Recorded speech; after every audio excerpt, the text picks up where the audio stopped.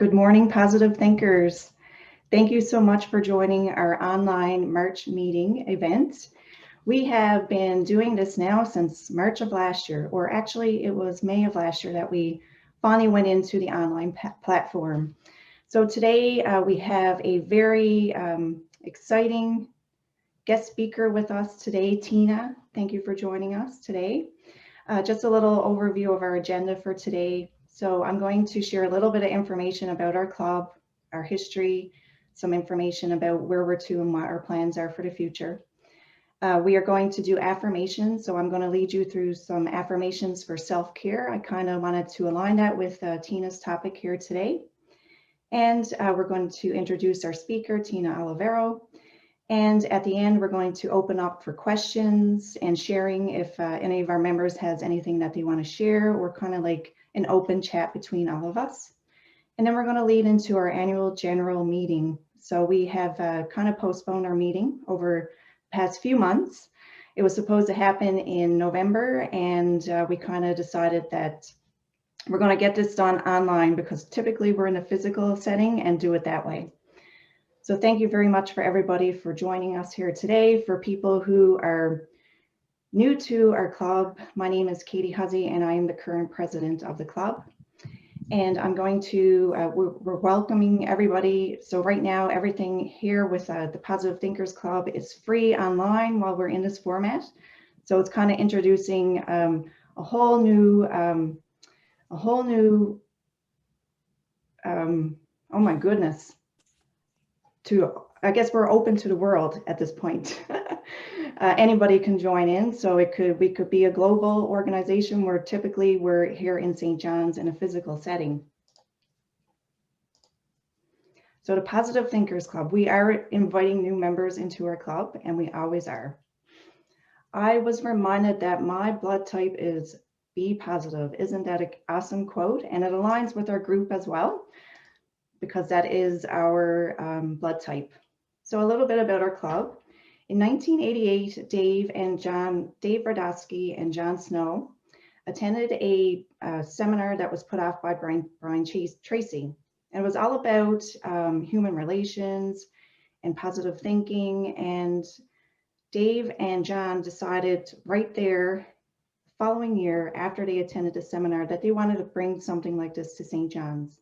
They wanted a space where people could get together and share positive information, have a guest speaker, and they have been doing that now for 32 years. Isn't that an absolutely amazing accomplishment? All started here in St. John's, Newfoundland. Today we have over 100 members, and we're continuously growing as we grow each year. So before COVID, we were in a physical setting, and it was the last Saturday of every month. We would get together in a physical setting and have breakfast and just enjoy each other's company. It was a great way to network with people, shake hands, lots of hugs. It's just a welcoming community. And when COVID came, we decided that we were either going to stop, well, we were kind of forced, obviously, to stop the physical settings. And then we decided, let's do this in an online format. So our board got together and we have this format now, the last Saturday of every month, for everybody to join in online and enjoy. So you have to bring your own coffee and your own breakfast. Normally we have our breakfast, but it's just in a different setting.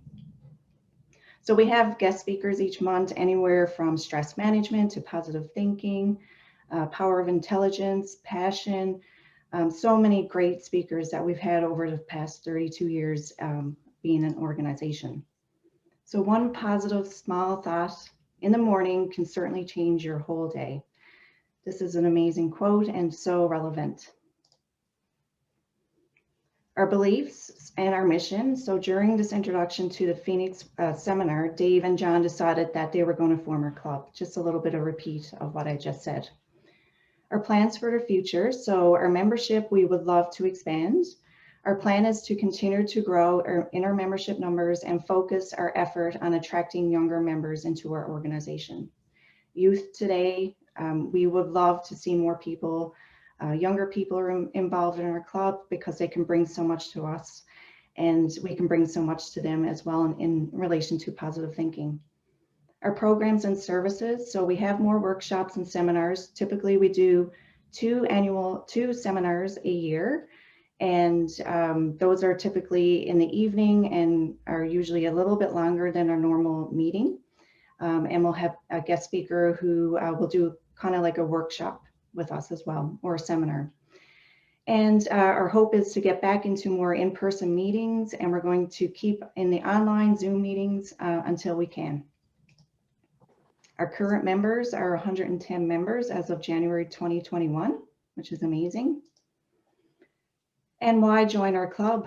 Because we want to find like-minded people, and obviously to share our passion with. So it's a great networking to meet new people and to build relationships. All you need to know about our membership, it's great networks, attend Positive Thinkers seminars for free, and you can also learn public speaking by volunteering. We do have monthly affirmations as well, so if you're interested in volunteering for that, we do affirmations, so we'll introduce you to that very shortly. And if you want to be a guest speaker or step up and share some information with our club, we are very supportive in that type of format if you're interested in public speaking. Our club location, so we were at the Bella Vista. As we head into getting back into a physical setting eventually, our hopes is to try out a new venue, and we were looking at the Lantern for that. So stay tuned for more of that as we decide to go back to our physical setting. Our membership fees and rates, our single membership is $30 per year. Our family membership is $40 per year, and that is a maximum of 4 members in your household. And we have a youth membership for $20 a year.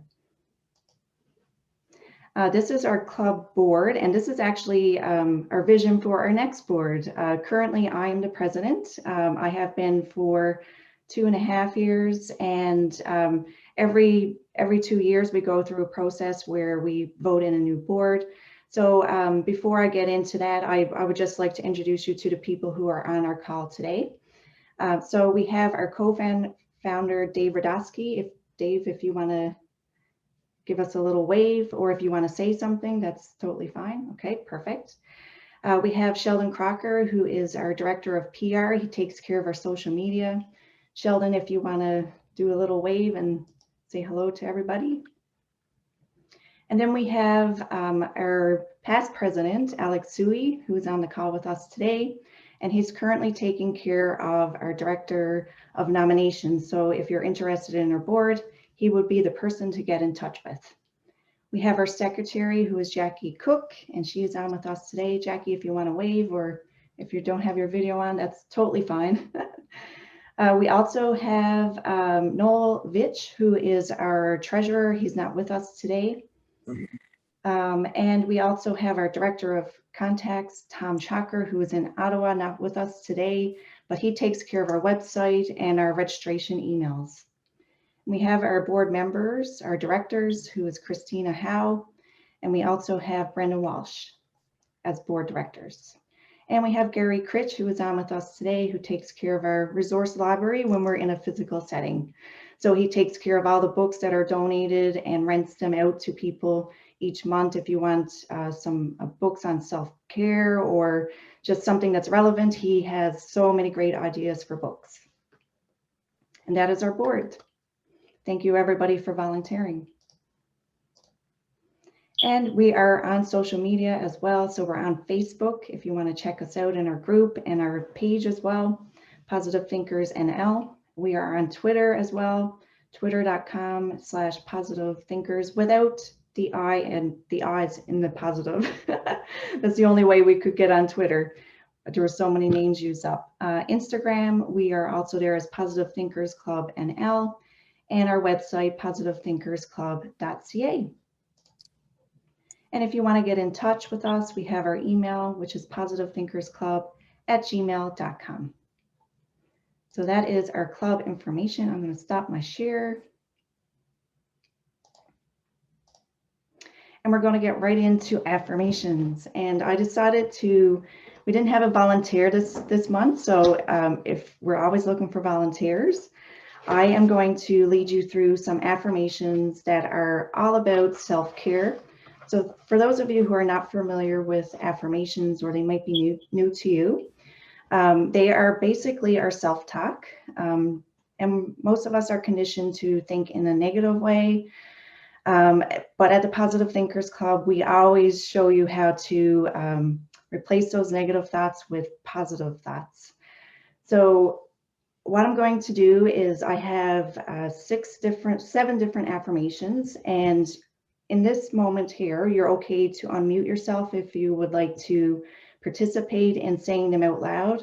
One thing about affirmations is when you say them out loud and you say them with passion, it really sets it within your soul. So it's very nice to kind of hear people say their affirmations as we go through. But if you're not comfortable with that, you can keep muted and just say your affirmations out loud. So self-care is so important. And these affirmations are tailored specifically for self-care. So I will start and you will repeat. And you can use your hands, you can use fist pumps, you can do whatever you feel comfortable with. So here goes. I am strong. I am strong. I am confident. I am confident.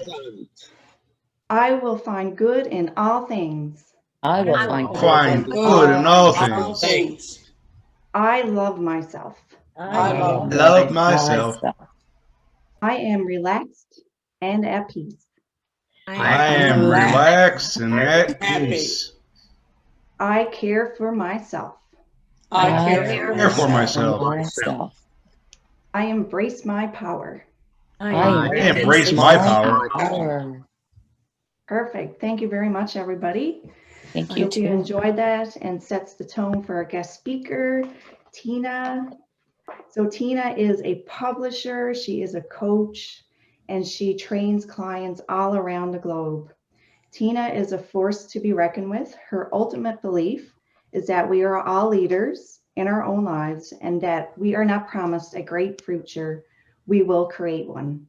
Currently, she is the owner of the OGM magazine, which is the oil and gas magazine, the Newfoundland Shop, and founder of a nonprofit local wellness collective. Tina's dreams ultimately lead to one goal, elevating people's success. So Tina, I'm very excited to have you here with us today to share your topic, which is very relevant in today, what's going on in the world. And we're very grateful for you to be here with us today. Extreme self-care in very dark times. Self-care and self-love are so very important right now. Thank you, Tina. And I will leave the floor to you. And if anybody has any questions, I would encourage you to use the chat until the end and we'll address those at the end. Or Tina, if you want to keep it interactive, I'll let you take the floor. Thank you for being with us. Thank you so much. And it's so nice to see all my old friends here that I haven't seen for years, actually. So it's a true pleasure. Am I able to share my screen here now? Do you have to hand it over to me or can I just share as is? Do you see the share button at the bottom? Yeah. I wonder. Okay, you should be able to, yes. Okay, I'll try that shortly. Okay. So thanks so much for inviting me, and thank you to Sheldon for thinking of me, and to you as well for organizing it all. I guess my talk today is going to take us to a little bit of a different place when it comes to self-care. Because I'm hoping that we can kind of come at it from a different angle. Of course, there's self-care in terms of, eating well and exercising, but I'm actually going to take another crack at it from a different angle. So I hope that it's interesting and you can apply it to your own life. And if you have any questions, yes, absolutely, please ask away when we're all set to go. So to start us off, I'm just going to share screen here. Host disabled participant sharing screen. Okay, I think you might need to hand it over to me. So it's disabled on your end. So you just have to say, make Tina host, something like that. I'm co-host. Perfect. Thanks.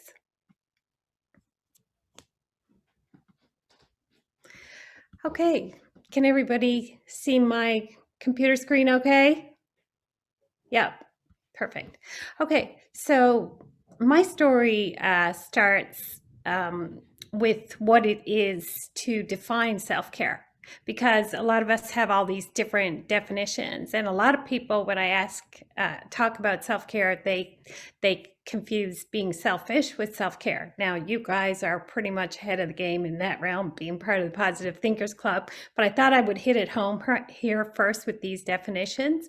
So the difference between selfish and self-care is first and foremost to give of yourself. So being selfish prevents you from giving of yourself, whereas self-care enables you to give of yourself and contribute to others. Self-care also brings out the best in you. So if you're, in the realm of being selfish, it limits the range in which you live, whereas self-care brings out the best in you, in your mind, body, and spirit, and expands the range in which you live. It also includes others. So being selfish keeps you alone and isolated, and self-care expands you to learn and grow and include others in that expansion.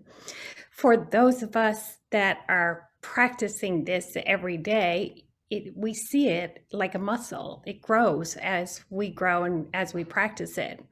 So to be selfish is to play the victim in life and to really not take responsibility for an outcome, but to self-care looks for the lessons and becomes wise from the things that happen to us. And COVID-19 is a perfect example of where we could either play the victim card or we could step up and become wise in the circumstances.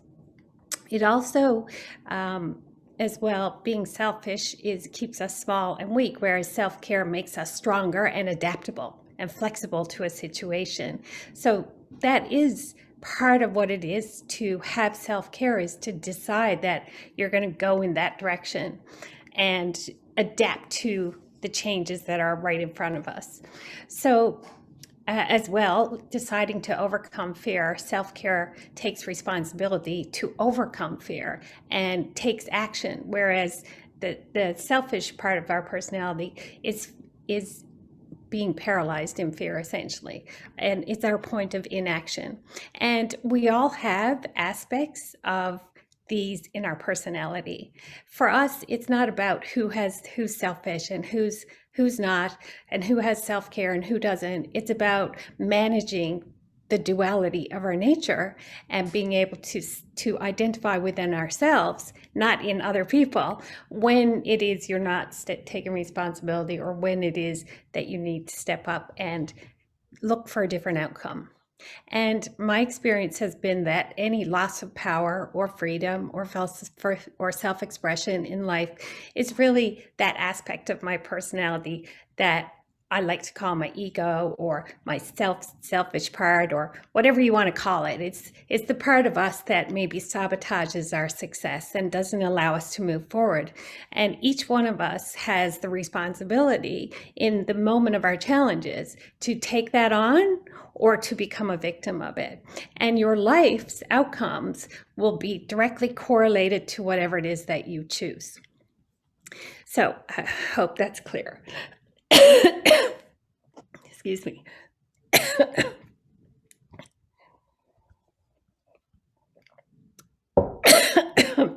Excuse me, went down the wrong way.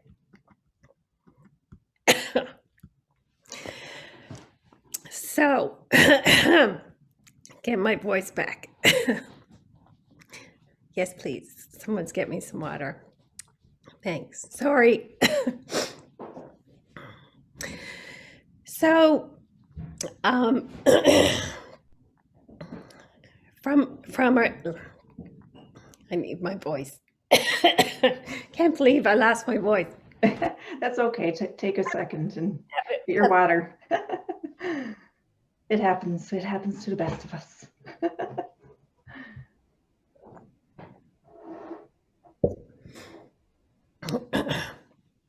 Thanks. So, like this exact moment, I can either let this get the best of me and sort of become disenabled by it, or I can step up to it. It's a perfect challenge on the table. So, from the teachers that I've followed and the people that I've learned from over time have taught me so much about how to handle I guess, the deepest challenges of my life, the hardest things I've had to face. And I love this quote by Sadhguru, who says, "The more things hurt you early in your life, the wiser you should have become. But unfortunately, most people become wounded, and mostly because they need an excuse to turn their intelligence against themselves, and that's what occurs. And when unpleasant things happen in our lives, we can become either wise or wounded, and this becomes our choice. So I'd like to be able to let that be the entrance point to our conversation, that everything that occurs to us is the opportunity for our growth. It's the opportunity for us to withdraw or to move forward. And as we've seen, it's easier to be negative than it is to be positive. It really takes something. It calls us forward to be positive. And it's also easier to hurt than it is to heal. It takes something for us to heal. So you guys are already in the mindset of being positive. You're already exercising those muscles. So you're well on the way. So the question then becomes, is COVID-19 a teacher or is it trauma? And for all of us, we kind of had to face that when COVID first hit a year ago. I was in extreme fear of the virus. It was like it was coming across Canada, and I thought, oh my gosh, none of us knew what to expect. By the time the second sort of wave of COVID hit, we were a lot more relaxed. We understood more about what was coming. And if you notice the fear that you had a year ago compared to it now, you realize that everything has a context. So the context in which we hold things, the context in which we relate to things, directly correlates to whether or not we have fear or power in a situation. And just understanding that allows us to realize that everything has a context and nothing has meaning except for the meaning that we give it. So it's up to us to create meaning and have meaning work for us as opposed to against us. Because we can look into a situation and have meaning that is going to destroy us and take us down, or we can decide on a different meaning. So what can we look at in terms of COVID, in terms of what we've seen come to the world? Well, right off the bat, we could see that COVID was a teacher for us in terms of how we care for our animals, how we care for our planet, how we care for our health, of course. All of these things came up as hot topics. And what we decided to make it mean to our own lives was different for every one of us. For me, it was the first time that I actually got in touch with a way to lose weight that worked for me. And that was my sugar addiction. I'd always been healthy, exercising, eating well for the majority of my life. But until I actually got in touch with the fact that I had a sugar addiction and did something about it, not until then did it shift. And COVID-19 gave me the possibility and opportunity of doing that. How I did that is another discussion for another day, the details, but it worked for me, and I'm 40 pounds lighter now than I was a year ago. So it was a success in terms of taking the time to use that as an opportunity to actually create something that I needed for my health. So it also became a teacher of empathy and kindness and contribution for me. it was also a teacher in being alone and enjoying my own company, which is huge because a lot of us can't handle just being alone. And I ended up doing a lot of things that I hadn't done for a long time, things like painting and just writing and taking singing lessons and taking guitar. So this time that was given to us could have been, the worst thing that has ever happened, or it could have been the best thing for me to do something new and something different. And I hope it was for you as well. So COVID-19 also became a teacher of community and what's possible when we all work together. And as you can see right now on this platform is the result of technology bringing in a newer world that connects us as a one world sort of mentality. And as globalization happens, this is the foundation for globalization, is the foundation, actually, the possibility of not having war. Because as we come to know each other and as we relate to each other, the less likely we are to kill each other.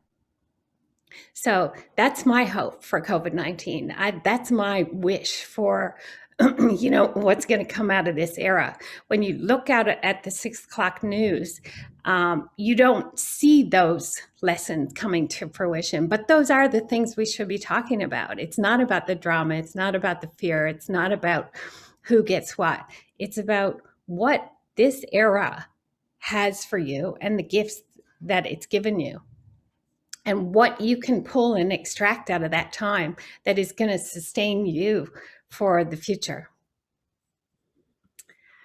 So my story begins with one of the greatest challenges I've ever had to live through. And that is such a touchy subject. I think it's probably why I choked earlier because it's an emotional one for me. But this is my brother, my two more brothers actually, but the one on the left is my brother, Rob, who passed away a couple of years ago. And he, I guess at the age of, I was 16, my parents had moved from Newfoundland to New York. My dad was fortunate enough to get a job at the United Nations. And my brother came home. He was working on an oil rig, and he came off the oil rig, and I was still here in St. John's. And when he came home, it was like typical off the rigs,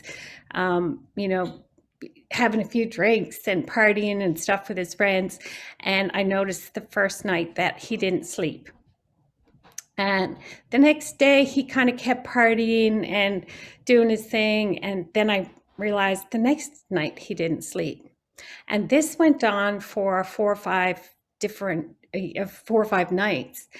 And then all of a sudden, he started to get very delusional, and I realized there was something seriously wrong with him. So I called my parents in New York, and I said, there's something wrong with Rob. He's not making sense. He's delusional. He's like lost touch with reality. And my parents said, get on a flight right now. The two of us went down and flew down to New York. And I was 16 at the time. While we were on the flight, he was very disoriented, and he thought he was in a different world. He was actually speaking a different language. He was very, very out of it. And I was frightened to death. I didn't understand what was going on. But when we finally got him to New York, we got him to a hospital right away. And at that point, they had difficulty getting him to sleep. So he was now almost 7 days not sleeping, which is really, really dangerous.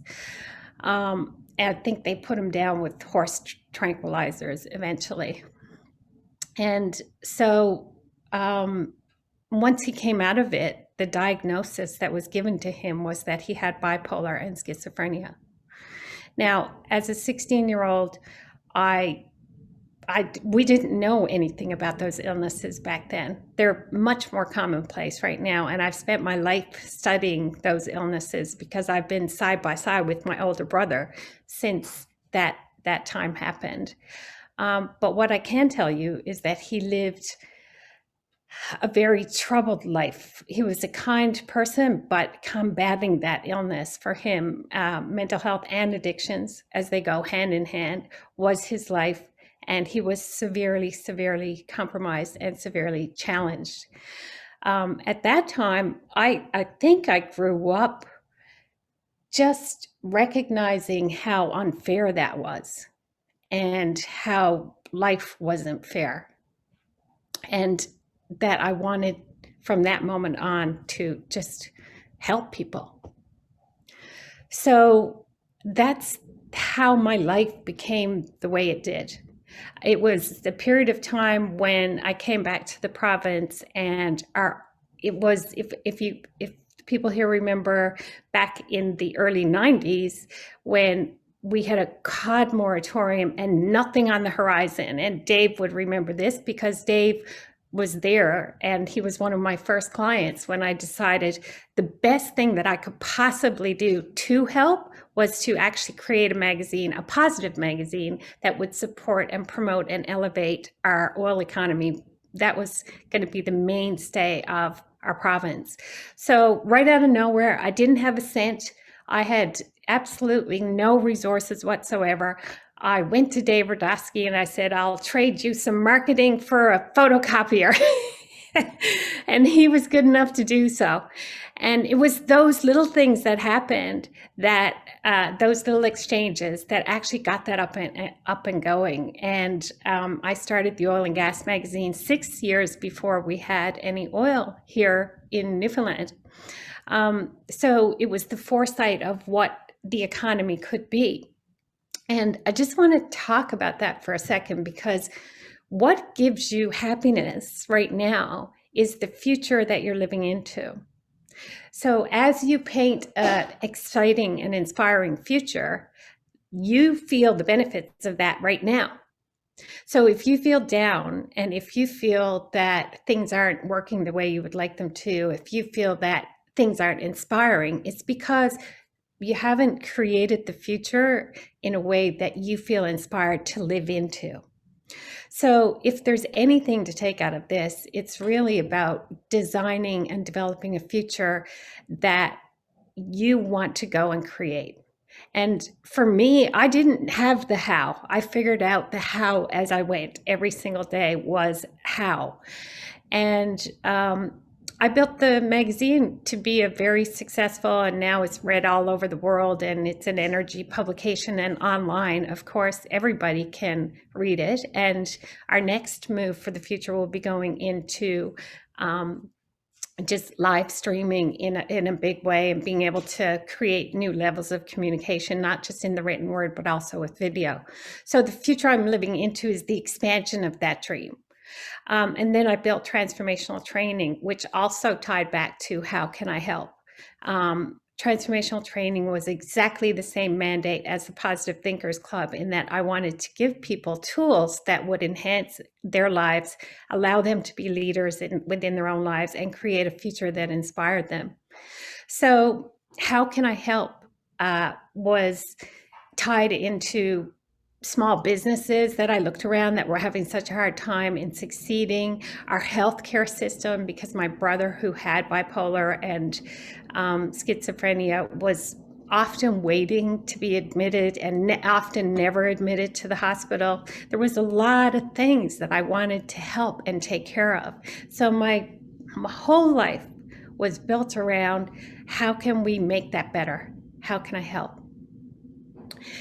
Then about 6 years ago, today is the election day, I was invited many times to step up into politics, and I never did. And then finally I said yes one time, and I have to say it was the biggest mistake of my life. But let's say there's no mistakes. It's just a learning opportunity. It was such, I guess if you ask the people who know me and love me, they would say I was quite a threat, and there was a lot of action taken towards making sure that I didn't get in, and they succeeded. It was a huge learning opportunity for me. It was a huge lesson in like stepping back and reflecting and learning from it, but not at the beginning. When it first hit, it was so big and so deep and so hard. It affected me and my children that I just withdrew from everything. I withdrew from transformational training. I withdrew from wanting to build my company. I withdrew from wanting to help. And that was the devastating impact of just how much that hurt me. And it wasn't until I realized that hurt other people, and that I could really get my head around the fact that this was not about me and not to take it personally. And that I really needed to get back to who I actually was and what made me feel good, and to create something positive from all of that adversity. So it took quite some time. And then COVID hit on top of that. So it was like, oh no, what are we going to do now? And at first, as I said, I reacted in fear, but quickly used those muscles to get back over it.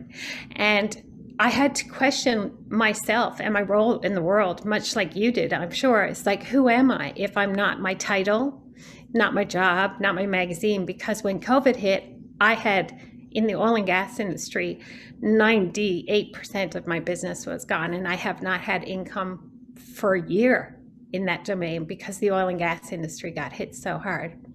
So I had to ask myself, okay, well, what the hell am I going to do with this time? How am I going to be useful? How can I help? So all I knew and all I had was the experience of my life to go on, and to use that muscle to turn adversity into opportunity. And if I had to ask the big question, if COVID-19 is not about fear, everything that's been bombarding us was fear. If it's not about fear, then what's it about? And that was a profound question, a profound turning point in how I felt about the whole situation, because I had to find a way through, and I had to trust the process, and I had to create a new outcome for myself and learn and grow from it. So I recognized that that comes in building a community, and doing what I always did was answer the question, how can I help and how can I contribute? And the first thing I did was build Safecation NL. And that took off. A lot of people on Facebook wanted to have a safe vacation in Newfoundland, and it served that purpose. And, you know, within very short order, there was 19,000 people on that group. But getting into that action took me out of fear, because emotions are predispositions for action. I had to force myself to see what was possible. I had to force myself to get into community and contribution. And I think that's the biggest lesson for me was, no matter what's going on, when I get back to those founded roots, that muscle, growing that muscle of contribution, somehow it all seems to work out. We formed the local wellness collective, myself and Jennifer and Josh. And these Jennifer and I knew each other very well prior to this, and Josh, what we all had in common was that we just wanted to help and contribute. So we got together every Monday during the last year of COVID, and we built the local wellness collective. We looked around and said, forget about everything we've done in the past. What's the highest good we could do right now? And that highest good was to help people with food and food shortages. And we became the courier between, the go-between all of the food banks and the people who needed it. And now I'm pleased to say that we have 5 drivers on the road every day doing deliveries to all the people who need food in this time of food shortages. And it's been an incredible journey. I guess one of the most amazing things that happened to me was just a couple of weeks ago, when Jennifer is our sort of main person who organizes everything. And she called me for backup this one particular day as I was kind of questioning everything. And she said, okay, I need you to go to this building with this package. And so we're out there delivering all the food. And she said, here's your building. I went to the building, and when I got to the building, it was like everything just came rushing back to me from my brother, because that was the same building that my brother lived in. It was the same building that I found him when he was so completely out of it that cigarettes were burning hole through his fingers. It was the same building where he caught fire to the apartment by burning something in the microwave. It was the same building that I had delivered food to him so many times over the years. And it just hit me in that moment. It was like, I'm finally back where I'm meant to be. It was like his spirit was speaking to me.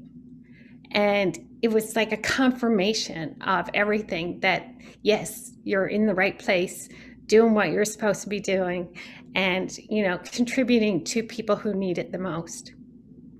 And it was the synchronicities of that situation that spoke back to me. And my brother's presence and spirit was throughout the whole entire experience. And what it reflected back to me was that these dark times have a purpose. The pains of the past lead to the purpose of the future. And as we decide to look for those synchronicities, and as we decide to look for our purpose going ahead from COVID, I call it before COVID and after COVID, because they're going to be two entirely distinct times. And after COVID is the opportunity for every single one of us to look at what we've gone through and to make a difference in the future moving ahead. And for me, it's always been, how can I help? And sometimes how can I help has worked out amazing for me, and it's made me feel good. Other times I've had issues with it, but it's always about overcoming those challenges when I do have an issue with it. And that's what I learn from the most. I don't learn the most from everything going perfectly all the time. I have learned the most about myself and about the beauty of life and finding it in the darkest of places by overcoming that fear. So one of my favorite teachers, Carolyn Meese, she said it beautifully. She said, we're not meant to stay wounded. We're supposed to move through our tragedies and challenges and to help each other move through the many painful episodes of our lives. And by remaining stuck in the power of our wounds, we block our own transformation. We overlook the greater gifts inherent in our wounds, the strength to overcome them, and the lessons that we are meant to receive through them. So wounds are the means through which we enter the hearts of other people. They're meant to teach us to become compassionate and wise. And my brother passed away 2 years ago in November, but he was there with me 2 weeks ago when I dropped those groceries off. And it was like a huge flash from the universe. It's like, okay, boom, it came full circle. Everything that I went through and everything I'd learned and all of my purpose was there. It wasn't about making money. It wasn't about being rich. It was about being a contribution and seeing the smiles of the people that we were supporting and helping. So with like-minded people, you can accomplish anything. The local wellness collective was built in less than a year. So extreme self-care in the darkest of times is not about going overboard. It's just about eating well, exercising a bit, counting the blessings that we have around us, and see who needs a hand. Because someone needs a hand right in your sphere, right around you, right now. And if you just practice that every single day, life becomes incredible. And that's what COVID was for me. It was the opportunity for my life to be incredible. So I leave you with this last sentiment: allow the pains of your past to become the purpose of your future, and it all shows up from there. And that's my talk. Thank you. Thank you so much, Tina. Your story is absolutely inspirational. I felt your brother with us as you were speaking. And I got goosebumps as you were sharing your information. It really has, like COVID has really forced a lot of people to kind of look within themselves, and your story too in relation to that, and bringing forward something to help people out is absolutely amazing. Thank you so much for sharing with us today. And what I'd like to do now is open up the floor if anybody has any questions for you, if you want to make a comment. Yep, sure. Let's see. Dave. I think he's trying to unmute. Yeah, thank you, Tina. That was absolutely beautiful. I remember those days when you were getting started, and was delighted to help out at that time. And clearly you've reached out to help others in your ongoing journey through life. So thank you again, and thank you for your contribution. And it was just a wonderful story. Thank you so much. My pleasure. If anybody wants to work with us in terms of Local Wellness Collective, if anybody wants to help out getting food to people, please let me know. I like the part when I had to get a pen and paper to look up local wellness collection. I'm going to look into it, and it caught me eye in it. Thank you, Linda. It's localwellnesscollective.com. Okay, I got that. Okay. All right. Perfect. Yeah. I just want to reiterate what Dave said, Tina. It's a message that's very needed. And, it's honoring ourselves in the midst of us, because even, a lot of us, we do this work. It's loving ourselves when we're struggling and being okay with that, so that we can move through it and rise above it, so that then we can be there, take care of ourselves, and be there to help others. It was a wonderful talk, and I really appreciate it. Thank you. My pleasure. Thank you. Tina, it's Joel. Thank you for your candidness and sharing your personal experiences. I also found it very inspirational, and I love the perspective that you brought to the whole COVID-19, because it is indeed an opportunity. And yes, we can sit back on the Chesterfield and do nothing, and pick out our chocolates or whatever else we certainly have available to us, but to take advantage of the time is where it's really worthwhile. So thank you for the encouragement to do that. Good, thanks. Good to hear from you. I also want everyone to know that right now I'm putting together Easter bags for people, the homeless downtown on Water Street. So if anybody wants to help me fill those up, I'm all ears too.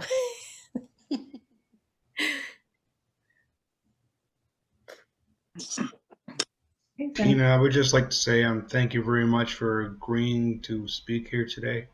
And I'm really appreciative that you shared what you did. And it's always a pleasure of mine to hear you speak. And I feel honored each time I'm in your presence. So thank you. Thank you, Sheldon, so much. I choked up there for a bit because the topic is so emotional, but that's it. Tina, I like the presentation in it because you learn something new from it every time you doing self-care, because I'm always trying to do self-care myself and that. But yeah, I learned more from today's topic in it. Thank you. You're welcome. Most welcome. Okay, does anybody else want to say anything? Hi, Christina.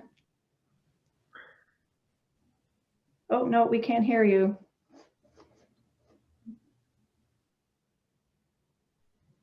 No, I'm not sure what's going on. 1 second.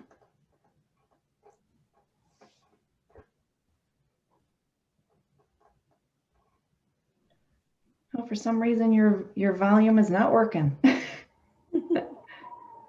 Oh, it could be her computer or something. Yeah, could be. If you want to type it in the chat, I'm not sure. Yeah, I've got the chat open if anybody has a question.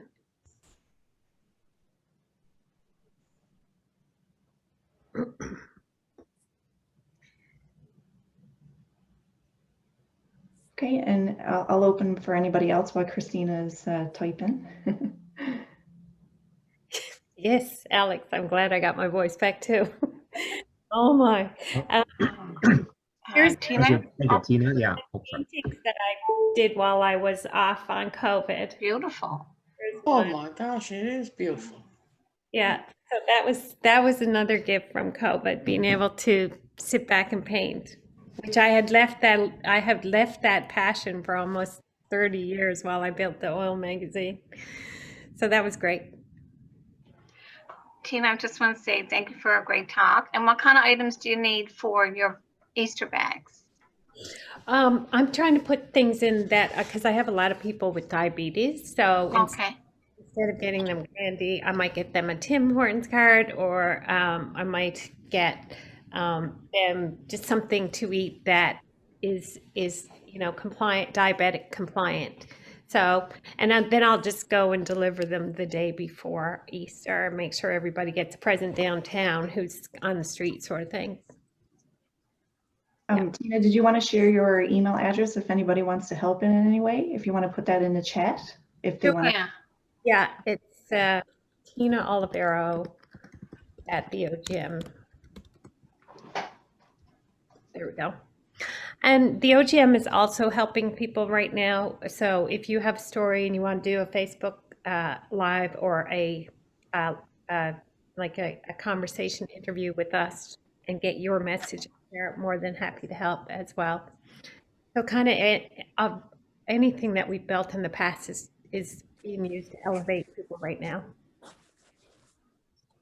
Wonderful. Thank you so much for that. Yes. Okay.